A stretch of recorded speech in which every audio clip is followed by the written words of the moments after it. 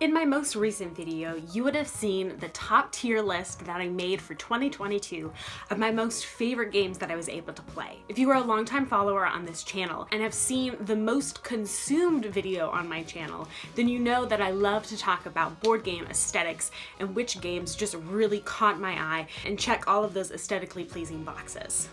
So this particular video doesn't have a tier list. We're just going to be talking about all the games that were just so beautiful to me and impacted me with their overall look, from the outside of the board game to all of the assets within it. So without further ado, let's get started.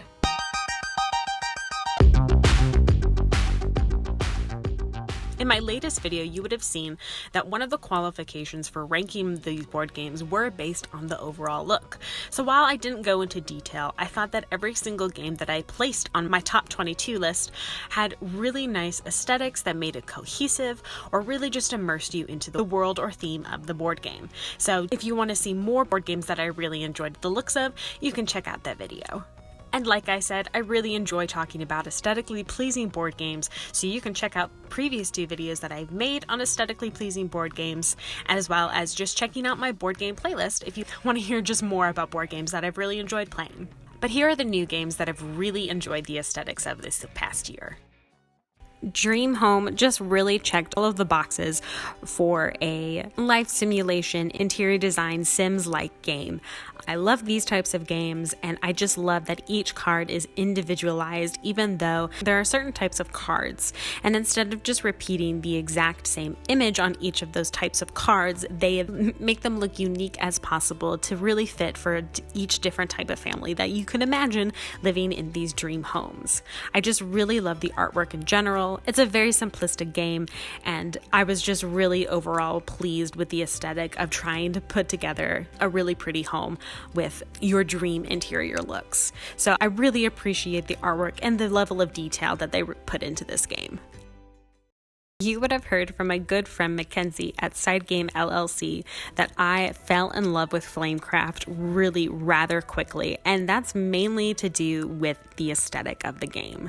Not only is the art adorable and so well done, every single element of this game is just so well thought out and precious.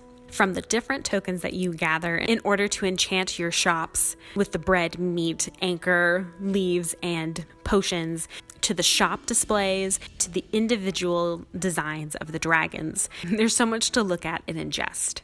I love that the game comes with a rolled up playmat that just adds a little bit more to the overall look of the town, and you just really feel immersed in this fantasy world where you have small little dragons as companions. I have to give it to Sandara Tang for just the beautiful artwork that they create. Each picture feels like it's telling a story of the relationship between the shop owner and the dragon, and that is one of the main reasons why I was drawn to this game immediately. Honeybuzz is definitely one of the cutest, overall aesthetically wholesome feeling games that I have ever played. From the individual beehives or honey collecting stations that you take depending on what color you are, to the individual bottles, to the different tokens that represent your points, each matching colored worker bee that matches your home, the different types of honey represented by different gooey pieces, and just the overall vibe and color of this game is just so well put together and cohesive. It is a really well thought out game with just the different elements of the game of how you even align your honeycomb pieces together in order to collect certain points. It's just a really well thought, well-rounded game that has such adorable critters. It makes bees adorable. I was overwhelmed by the cuteness of the entire game. Comet Blood and Sand was a really fun game to dive into, particularly an Egyptian, ancient Egypt aesthetic with monoliths, actual pyramid pieces, and diamonds, or magical gems that go on top of your pyramids. You get to actually assemble the pyramids, which is a symbol of leveling up different aspects of your god in order to have certain abilities and collect certain abilities as well. I just really thought that the overall feeling of the game, along with the miniatures of different creatures and monsters that you can summon, just add to the overall vibe and look of ancient Egyptian world where gods are battling with their own armies and individual monsters.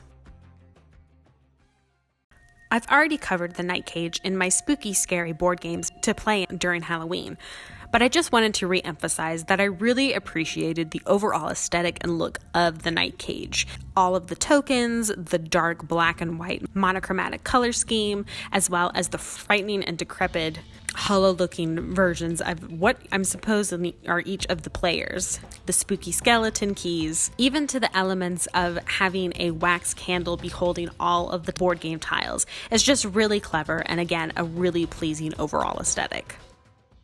Now, Oceans was a star-studded board game, in my opinion, just based on aesthetics alone.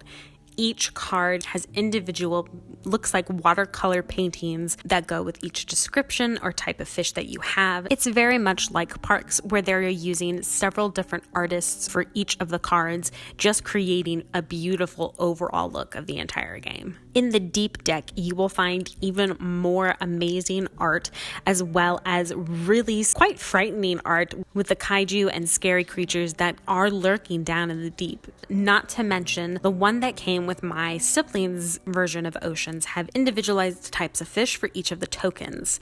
It just adds to the immersive and ever expansive world of the ocean itself, where there are so many different types of fish and creatures. And it's just amazing to see the level of artwork and detail that was put into this game itself. Meadow is another board game very much like Oceans that has several artists with just beautiful rendered photos that are hand painted, and each painting has a different either creature or landscape on it, and it's just an overwhelmingly beautiful game just to marvel at the cards themselves instead of actually playing the game. And the way that this gameplay works, you get to look at a lot of these cards because of the 4x4 grid of cards at the top, which is in your meadow, and the card collecting aspect of the game itself. With the different components of the board, it just adds to the overall look and feel of the meadow, and it's really beautiful to look at.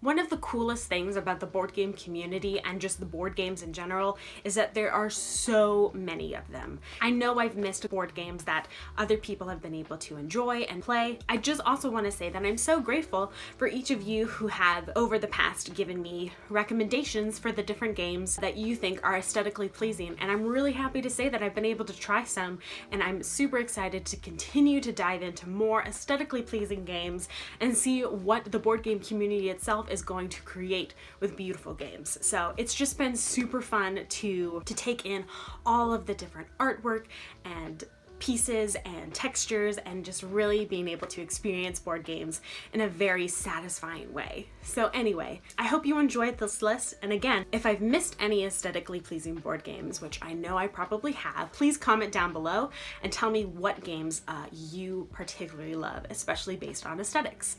So anyway, how many times am I gonna say aesthetics?